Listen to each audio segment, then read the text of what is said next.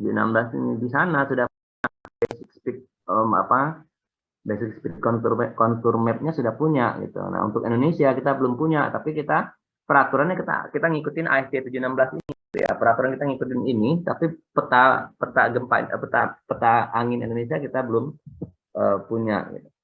Ini juga masih menjadi dilema bagi kita, terutama desainer di Indonesia gitu ya. Nah, kalau kita masukin beberapa parameter yang sudah ketahuan, misalnya berat puluh udara pada atmosfer standar itu besarnya 0,07651 pound per feet ya, kita bisa substitusi ke dalam persamaan ini, itu maka itu bisa kita nyatakan sebagai 0,00256 V kuadrat gitu. Ya, ini tekanan anginnya ya, ini tekanan anginnya, Q-nya sebagai tergantung dari kecepatan angin gitu kan, dari kecepatan angin sebesar 0,00256 V kuadrat.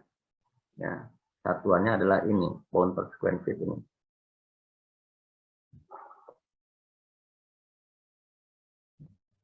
Nah, oke, ini rumus dasarnya di Bernoulli ini. Kemudian to determine the magnitude of wind velocity and its pressure at various elevation above the ground, ya. Maka ASC 716 ini memodifikasi persamaan ini, ya, memodifikasi persamaan ini dengan beberapa faktor pengali, ya, introducing some factors to account for the height of the structure above ground level, ya.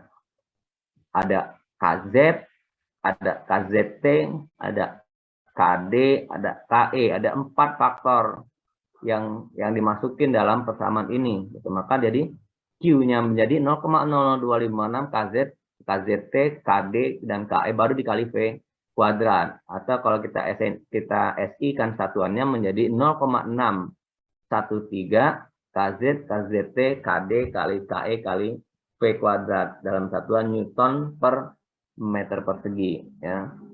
Jadi ada 4 konstanta tambahan. Ya. Kita lihat di sini. KZ ya. Koefisien tekanan ya tergantung pada tinggi struktur dan exposure. Ada kondisi exposure ya. Kita lihat di tabel 4 ya. Nah, ini berapa KZ tergantung dari tinggi bangunan dan exposure. Exposure-nya ada B, ada C, ada D. Oke, itu KZ. Kemudian KZT, faktor topografi ya. Faktor topografi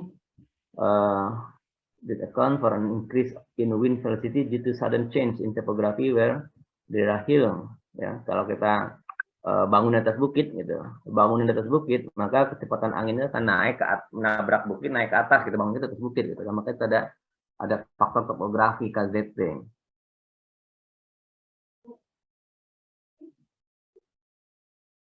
Ya, kemudian apa namanya KD, ya. KD wind directionality factor ya, untuk memperhitungkan probability of maximum wind coming from any given direction and for the reduced probability of the maximum pressure developing on any wind direction most unfavorable to the structure ya. Jadi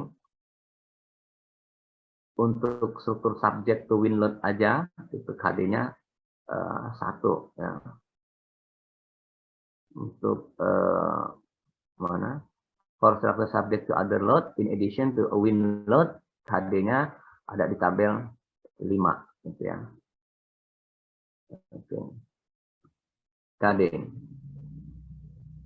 Ya, tergantung dari tipe struktur apa gitu ya. Makanya ada KD. Ada main wind force resisting system.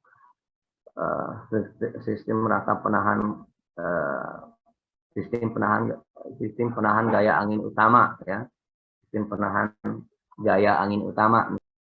Di Indonesia kannya SPGAU, sistem penahan gaya angin utama, SPGAU ya. M dari IFRS ya. Itu KD-nya 0,85. Komponen cladding kalau penutupnya 0,85. Atap yang melengkung arch-nya 0,85. Ini ada 0,85, 0,9, 0,95 ya. Ada 3 angka, 85, 95 dan 9. Ini KZT ya. KD. Kemudian KE, good elevation factor ya. Nah, ini saya highlight ini di ASC 716-nya sectionnya 269 ya. KE itu diambil satu for all elevation ya. Nah, V-nya velocity of emisser ada Z ya, pada ketinggian Z above ground level. Nah, di sini tadi ada exposure ya. Ada exposure. Exposure itu didefinisikan sebagai B, C, dan D ya. Ya.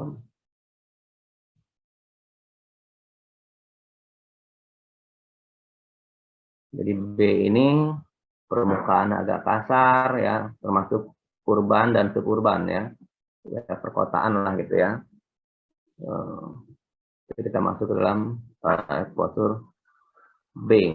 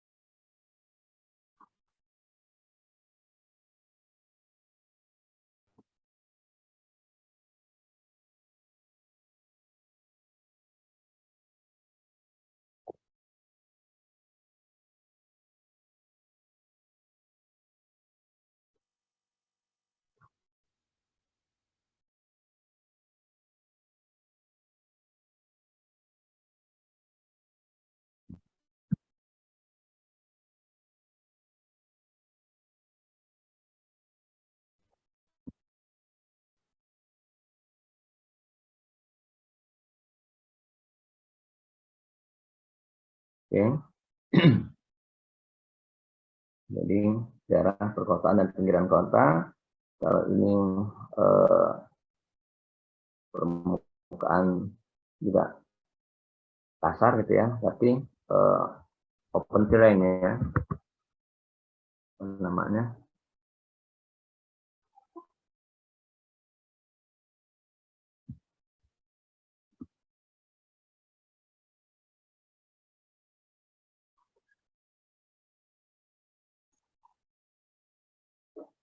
Kemudian exposure D.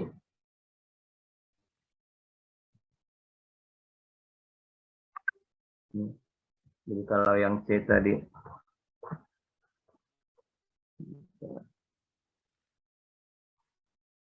daerah terbuka ya, daerah terbuka. Kemudian kalau yang D itu permukaan datar ya, permukaan datar, kemudian apa namanya mudflat ini lumpur halus gitu ya. Jadi unabstract ya, nggak ada halangan permukaan air gitu itu yang di depan dari bangunan kita itu kayak gitu, maka itu kategori exposure-nya adalah D. Tapi kalau kita bikin bangunannya di perkotaan atau pinggir kota itu exposure-nya B gitu ya. Jadi kalau kita di apa namanya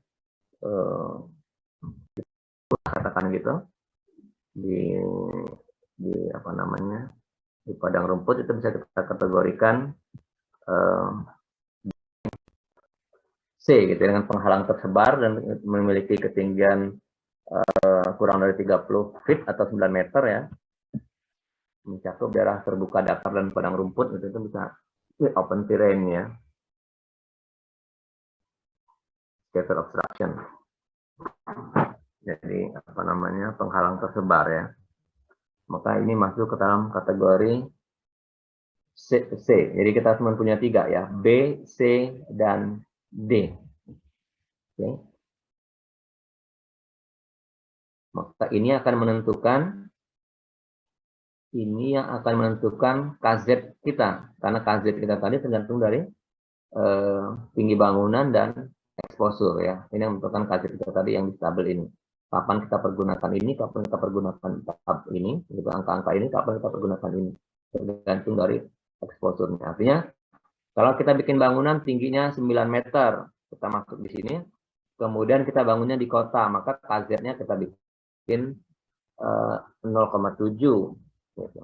Tapi kalau kita bikinnya di daerah yang terbuka dengan penghalang yang tersebar gitu, di padang rumput atau di apa namanya, kebun kecil lah gitu ya, itu kita bisa masuk ke dalam 0,98.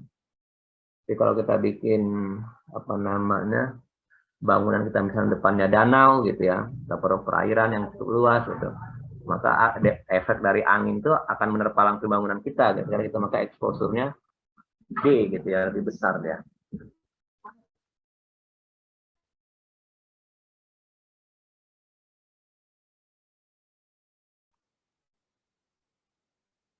Oke ya, jadi ini tekanan anginnya dinyatakan sebagai QZ 0,613, KZ, KZT, KD, KE kali P kuadrat. Tapi kita tetap punya PR di V, karena tadi V-nya belum ada map-nya. Oke, ini I. Nah, tadi bertekanan ya.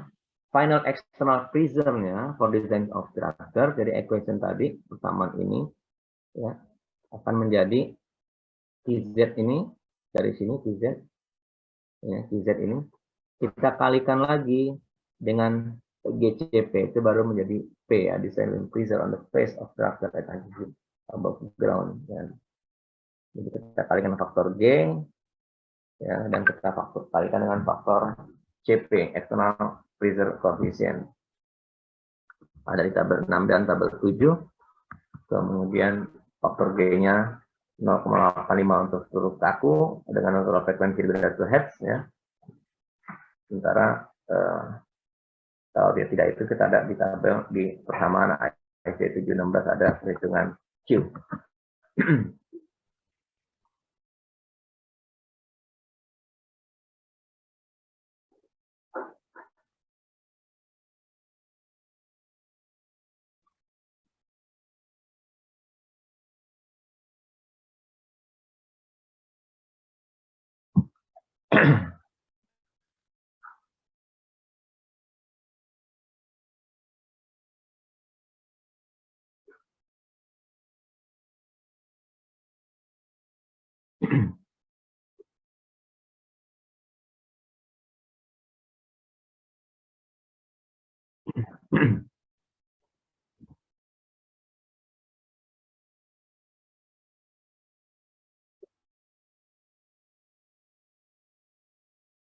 Untuk menghitung beban angin yang kita gunakan pada perancangan komponen struktur ya, kombinasi dari eksternal dan internal tekanan angin, wind pressure ya. Jadi bangunan yang pertama tadi kita dorong dari sini ke sebelah sini kan ada efek hisapnya juga gitu. Maka P-nya itu pengurangan dari tekan dan eksternal dan internalnya ya. GZ G kali CP dikurangi KZ G kali CP dikurangi KH kali G kali CP.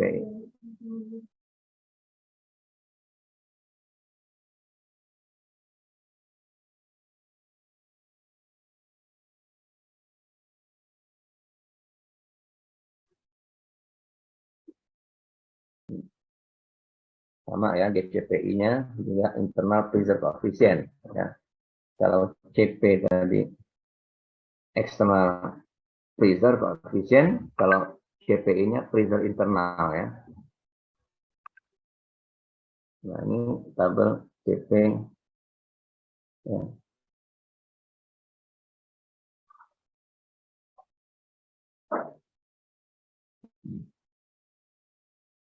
Tadi apa tadi?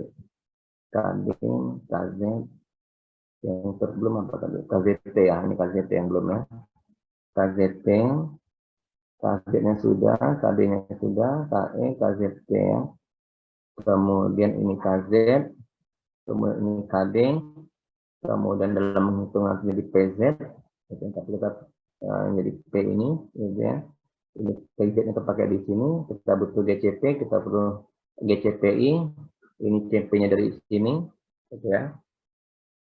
CP, permukaan, bahasa kita angin datang, angin pergi, angin ini saipol yang kita nggak kenal ini dulu, kita dulu kenalnya angin datang angin pergi aja gitu ya. Ini apa namanya di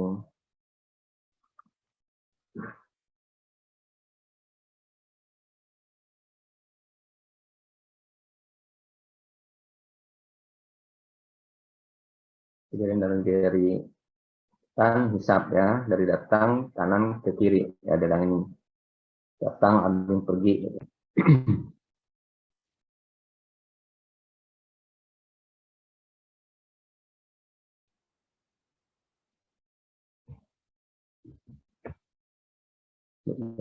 Tadi. Nah, ini yang windward-nya ya, ini yang leeward-nya, ini yang sidewall-nya ya. Ini windward-nya ke sana, ini leeward-nya yang ke sana, ini yang sidewall-nya. Nah, ya, ada windward, ada leeward, ada sidewall. Oke, maka CP yang kita pakai adalah ini kalau pada sisi angin datangnya, pada sisi belakang sananya tergantung dari L per B-nya bisa 0,5, bisa 0,3, bisa minus 0,2. Gitu. Kenapa kalau angkanya minus? Karena dianggap menghisap ya. Kenapa kode angkanya minus? Karena ini dianggap menekan ke struktur sana, ini narik struktur ke sana gitu. Ya. Ini berkaitan dengan tanda terhadap si struktur ini. Ini menekan ke sana, ini narik ke sana gitu. Ya. Tapi arah gayanya adalah ya ke sana gitu ya. Kita maksudnya arah gayanya ke sana, jangan arahnya ke sana minus ya berarti dia ke situ nanti gitu ya. Kan Anda salah analisis dalam struktur. Kalau arahnya ke sana tapi diminusin, berarti kalau arahnya ke sana tapi Anda minusin berarti ke sini nanti gitu. Ya, tapi dalam artian minus itu bahwa dia lari ke sana, terhisap ke sana. Kali ini ketekan ke sana. Maka terhadap arah ini angkanya positif, terhadap arah ini angka positif, terhadap angka ini angkanya terhadap arah ini angkanya positif gitu ya. Angka-angka ini positif terhadap arah itu. Di sini secara universal ditabelkannya dikasih angka ini positif, ini negatif, gitu. Baik yang leeward maupun yang side wall-nya. Ya, dalam menghitung ini, dalam menghitung CPI ini, dalam menghitung QH ya.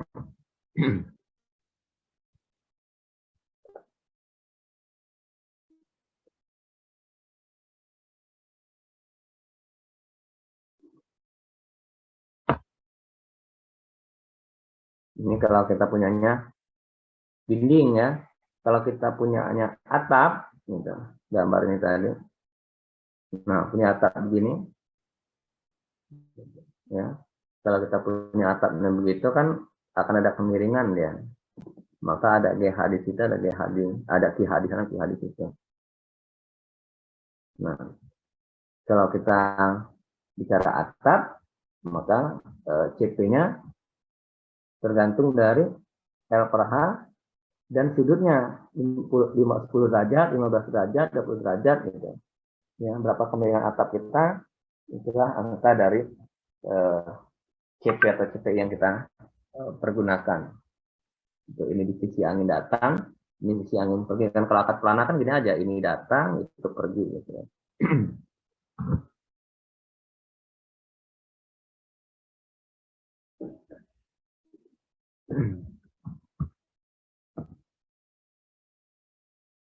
Ya, jadi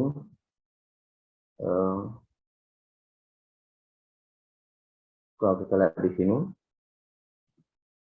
pertama tekanan angin ini berdasarkan dasar utama adalah kecepatan angin. Kecepatan angin dikalikan faktor-faktor menjadi apa namanya,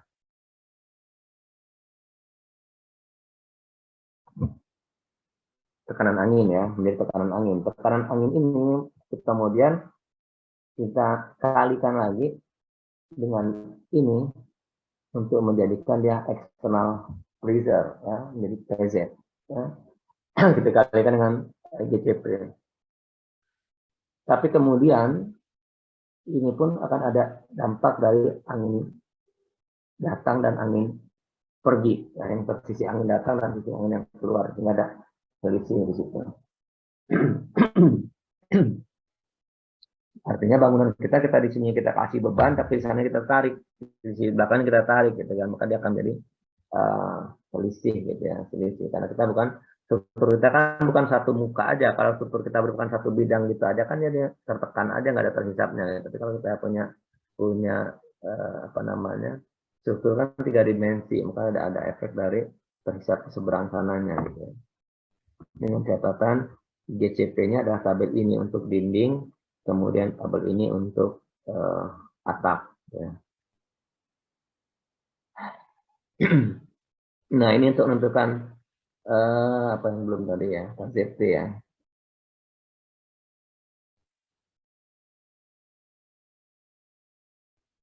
Nah ini ya, KZT tadi, topographic factor count for an increase in wind velocity due to sudden change in topography where there are hill ya, and escarpment. Ya.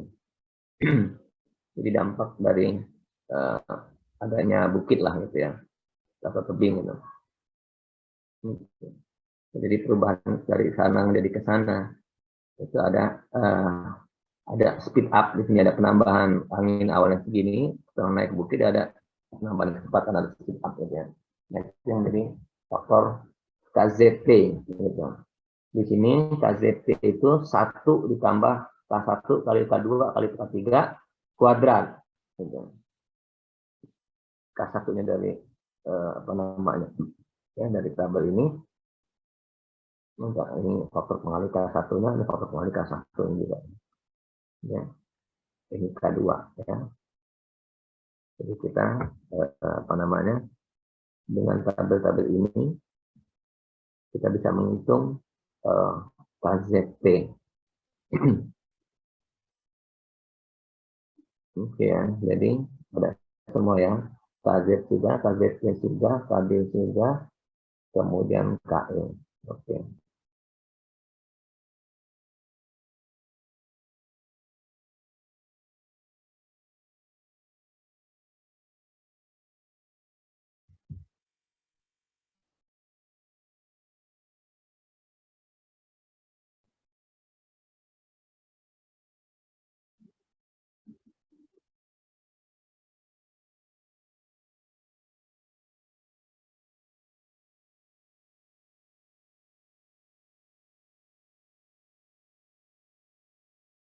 Ya, maka selesai cerita kita tentang beban angin ya. Lebih detail bisa buka di ASCE 716 atau di SMI-nya. Misalnya kita punya bangunan kayak gitulah ya, bangunan sederhana two-story building ya, elementary school, flat terrain ya, suburban, oke, wind speed-nya 102 mil per hour, exposure-nya B, ya, suburban ya, suburban B,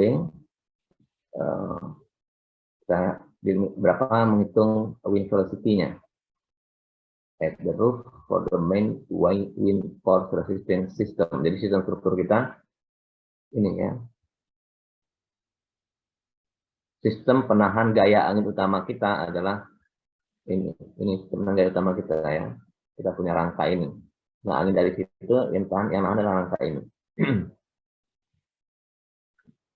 Kita mau menghitung berapa tekanannya kan gitu aja.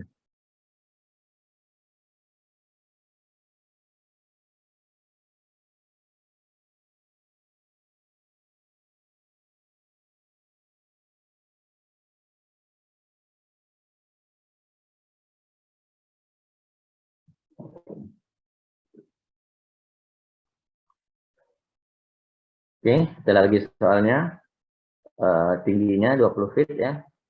Kemudian exposure-nya B, tingginya 20 feet ya.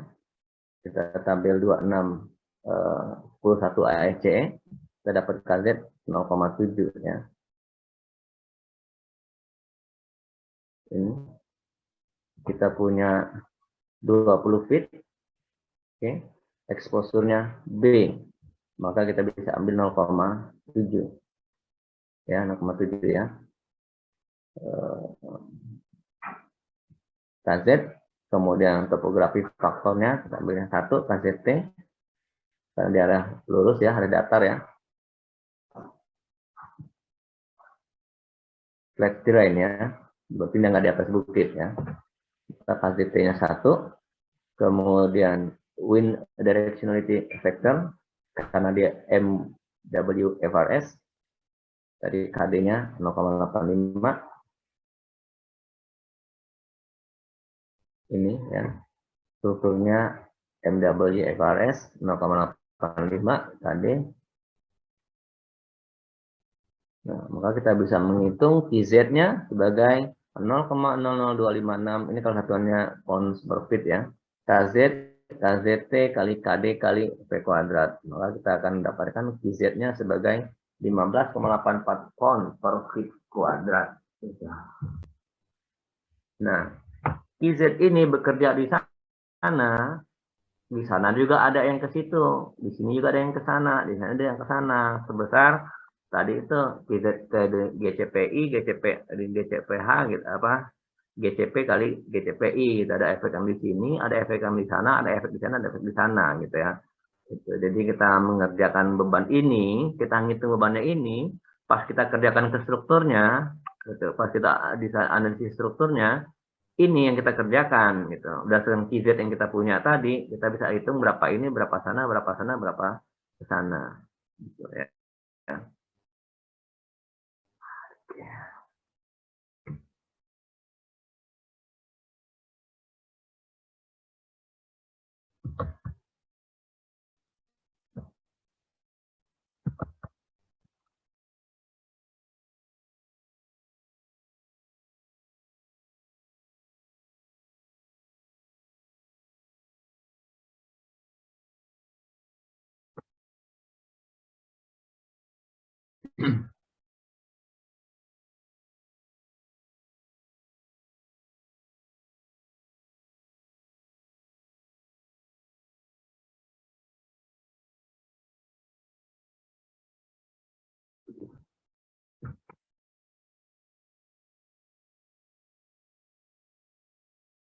Oke, ini beban environment yang kedua, ada hujan, ada angin, ya. Kalau di apanya ringkasan, bukan ringkasan, ya, outline lah ya, outline forces, penentuan beban angin tuh, kalau di ASCE-nya mulai dari chapter 26, gitu ya, sampai chapter 31, banyak banget ya. Dengan masing-masing ceritanya ini general requirement, kemudian ini kalau apa namanya, kita ada sistem penahan gaya angin utama ya, maka penentuannya directional procedure itu maka di bab 27, envelope procedure for low rise building itu di 28, directional procedure for building maintenance ya itu 29, wind tunnel itu ada di 31. Kalau di cerita yang lain ada 31, 30 dan 31. Jadi banyak banget pasal tentang angin.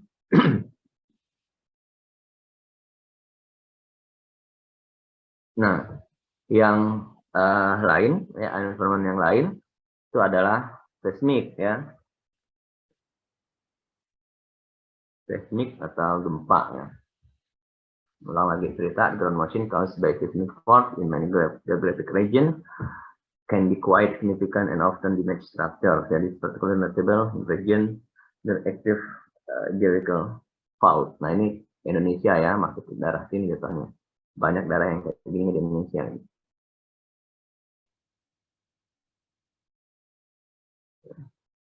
Most building code and standard require the structure to be designed for seismic fault in such area where earthquake are likely to occur. Oke, Indonesia sebagian besar masuk ke sini.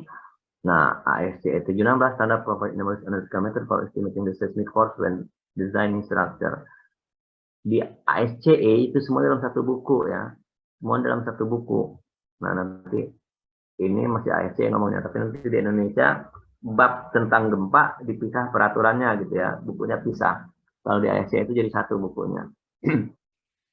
Kalau kita di sini, karena kita tadinya concern sama gempa, maka bab gempanya keluar duluan, ya, diselesaikan duluan. Pasal yang lainnya, bab yang lainnya ngikut itu belakangannya. Salah satu ini analytical methodnya banyak gitu, ya, macam-macam. Nah, satu metode yang akan kita lihat adalah equivalent lateral forces, yang mungkin paling sederhana lah gitu.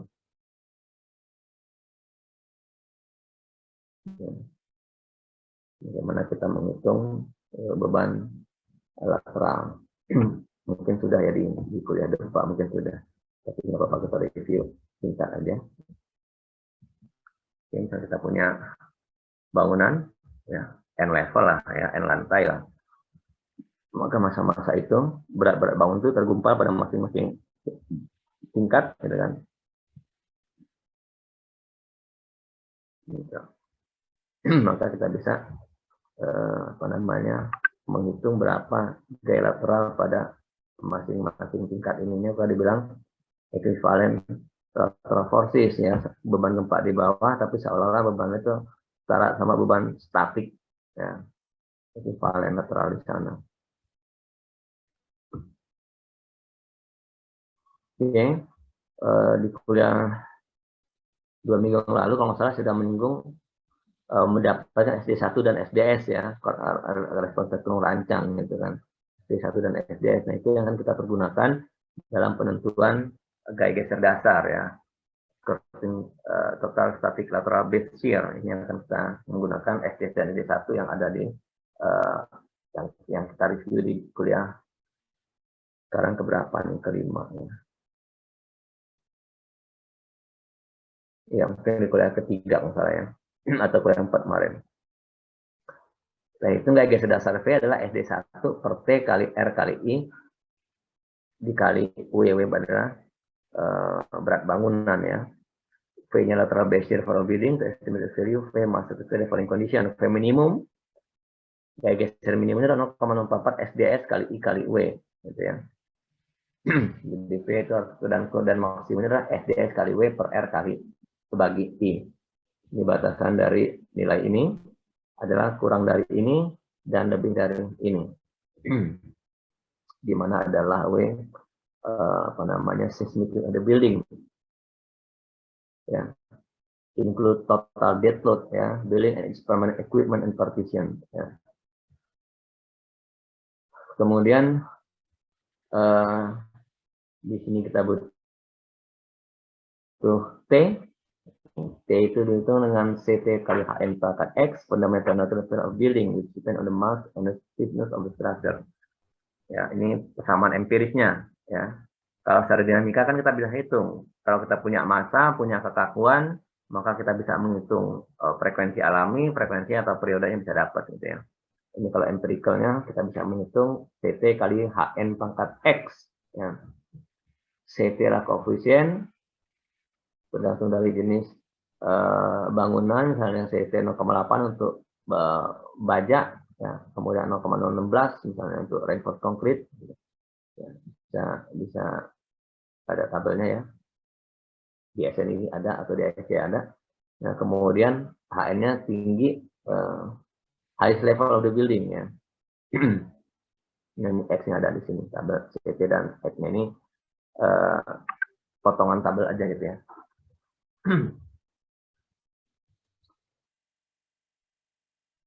Maka kita bisa berhitung dengan CT dan X, kita bisa menghitung CT dan X, dan kalau kita punya HN, maka kita bisa memperkirakan berapa kita punya period dari struktur kita. Dengan lokasi kita akan mendapatkan SDS dan SD1 ini, seperti yang minggu kemarin sudah kita review.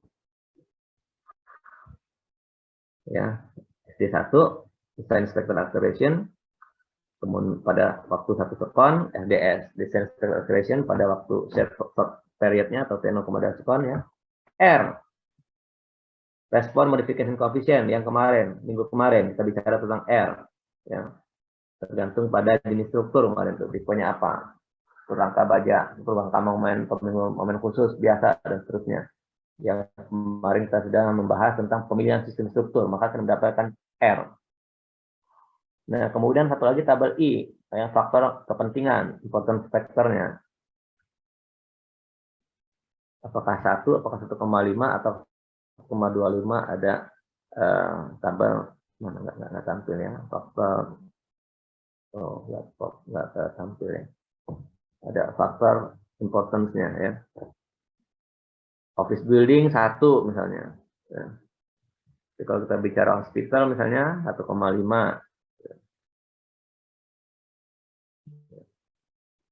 Jadi ada beberapa apa namanya, faktor kepentingan atau important factor-nya.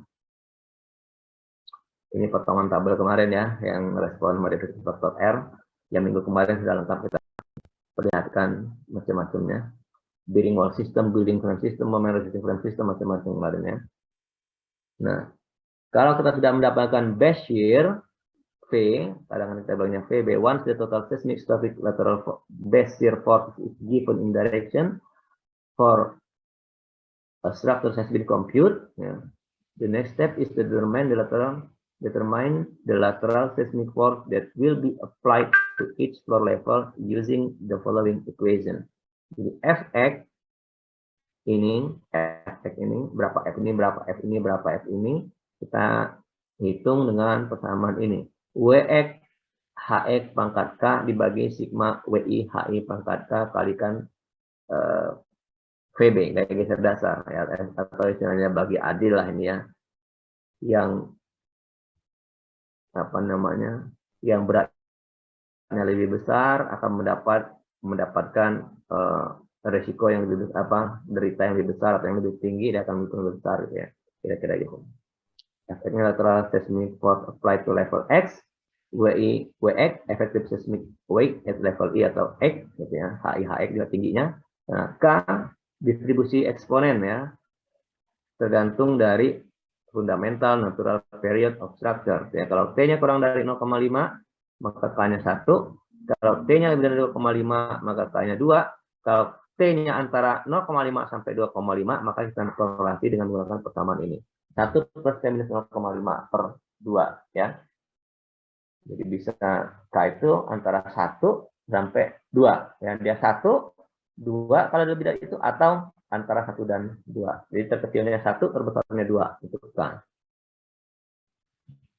Oke, kalau kita sudah punya K, kita punya bangunan secara geometri, kita punya H, dari volume kita bisa punya W, dari seismik tadi kita bisa tentukan gaya geser dasarnya, maka kita bisa menghitung gaya pada masing-masing tingkat. Ya, kalau kita ya pasti sederhana aja lah ya. Kita misalnya ada bangunan 5 lantai, steel building ya, lateral steel special moment resisting frame ya, special moment resisting frame ya, kemudian denahnya 75 kali 100 feet ya. Oke, ini di kasus ini di New York City ya, artinya dia nanti punya SD dan SD1 tersendiri ya. Diminta untuk determine the lateral force that will be applied to the fourth floor level. Berapa sih gaya di tingkat ini gitu ya? Di fourth floor ya, floor ya. Beban mati pada roofnya 32 ya, sementara di floornya 80 pound square feet ya. Nah, ini karena di sana dia punya salju gitu ya. Mempermudah kasus, tradingnya kita buang lah, anggap aja nggak punya apa-apa deh gitu. Nah, berdasarkan lokasi tadi, katakanlah di New York City, ini dia punya SDS dan SD1 ya, punya SDS dan SD1. Ini dapat seperti yang review di kuliah minggu kemarin ya, ada mendapatkan SDS dan SD1 sebagai 2/3 dari SMS dan SM1.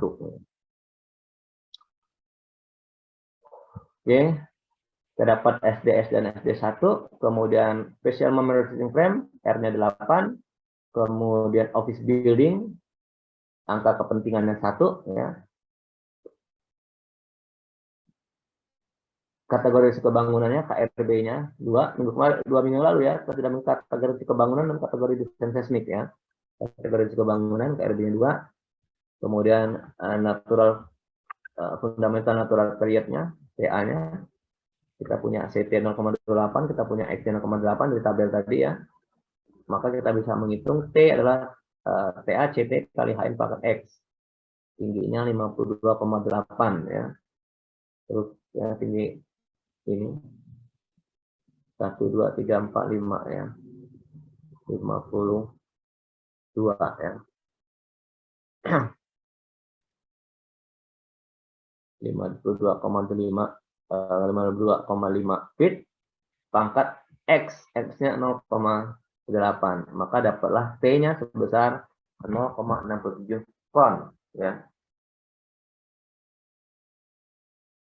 Nah, dari peta gempa yang kemarin ada peta gempa, kemudian ada long time period-nya, ada TL-nya. Di sini dalam contoh ini adalah 6 skon. Maka T-nya kurang dari 6 skon ya. 0,67 skon itu periode. Maka kita bisa menghitung beban mati pada setiap tingkat ya, kemudian khusus untuk atap ini contoh aja ya, ada salju, oke lah gitu. Beban saljunya lebih dari 30 pound square feet, maka yang hitung adalah cuma 20%-nya aja gitu. Ya, 20% dari beban salju pada atap, kemudian ini beban mati pada atap tadi ya. Ini kan dia pada atapnya 32. Oke, maka berat di atap sana ada 300.000 pound ya, 300.000 pound. Kemudian masing-masing lantai sama beratnya ya, 80 pound square feet kali luasnya 600.000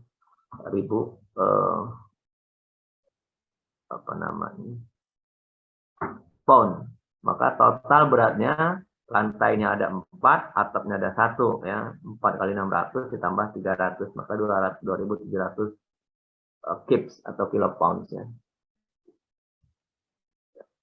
CS ya di sini tadi untuk menghitung gaya geser dasar.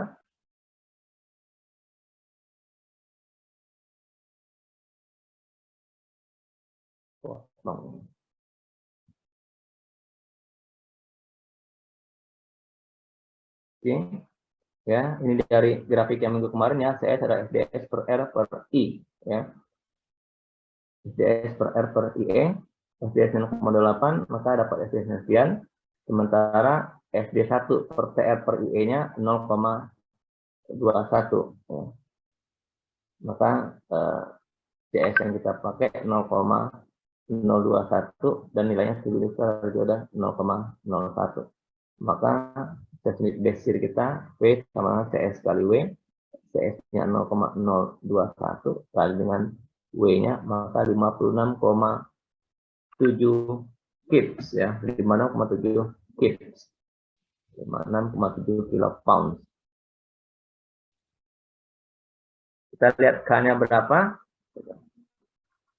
Karena K-nya antara 0,5 sampai 2, 0,67 tadi kan. Antara 0,5 sampai 2, maka kita interpolasi berapa nilai K, 1 plus T minus 0,5 per 2. Jadi K kita adalah 1,085 ya. Tadi Fx sama dengan WXHX maka K per sigma WIHI kali V. Karena kita ngomongin lantai 4 aja, oke lah W4 kali H4 ya. W4 kali H4 per sigma WIHI. W1 kali H1, W2 kali H2, W3 kali H3, W4 kali H4, W5 kali H5, masing-masing pangkatnya adalah pangkat K. Pangkat 1,5 yang WIHI. Maka kali VB kita 56, maka F di lantai 4 adalah 18,51. Kalau kita hitung struktur, kita tabelin ini, ambil dapat semua. F1, F2, F3, F4, F5 dapat semua. Ini kan saya contohnya sederhana aja ya, kayak kita ambil. Diminta F4, ya kita F4-nya aja, nggak perlu kita tabelkan. Oke ya. Jadi, kira-kira ini salah satu beban seismik yang harus kita hitung. Jadi beban mati, beban hidup, beban impact kalau dia ada, kemudian beban air hujan, environment-nya hujan, salju nggak ada, kemudian angin, dan seismik ya. Jadi kita sudah ada 6 beban yang sudah kita perkirakan bakalan bekerja pada bangunan kita, sudah kita estimasi. Nah, ini sebagai tambahan pemahaman kita tributary ya, proses menyebarnya gaya lah gitu ya. Tributary area, ada tributary width-nya. The area of the loading that will be sustained by structural member, for example, consider ada balok ini gitu ya. Ini balok nih. Ini balok. Ini balok. Ini balok ya.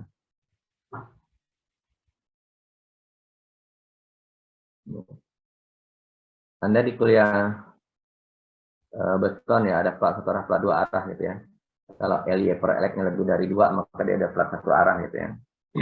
Sisi panjang bagi sisi pendeknya lebih dari 2, maka dia 1 arah. Ini kan lebih dari 2, maka tributarinya adalah ada tributary width dulu gitu ya. Tributary width artinya ini lebarnya seberapa sih gitu. Lebar ini seberapa sih? Lebarnya setengah dari kanan tambah setengah dari kiri gitu ya. Distance from the center line of the beam to half the distance to the next or adjacent beam ya. Dari sini ke sini lah WT-nya.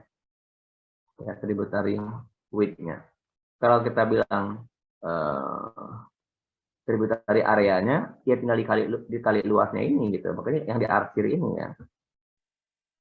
Inilah tributary area kita. Gitu. Jadi artinya beban di area ini akan ditanggung oleh si balok ini. Gitu. Daerah sini gitu, akan ditanggung oleh si balok ini. Ini kalau kita bicara one way.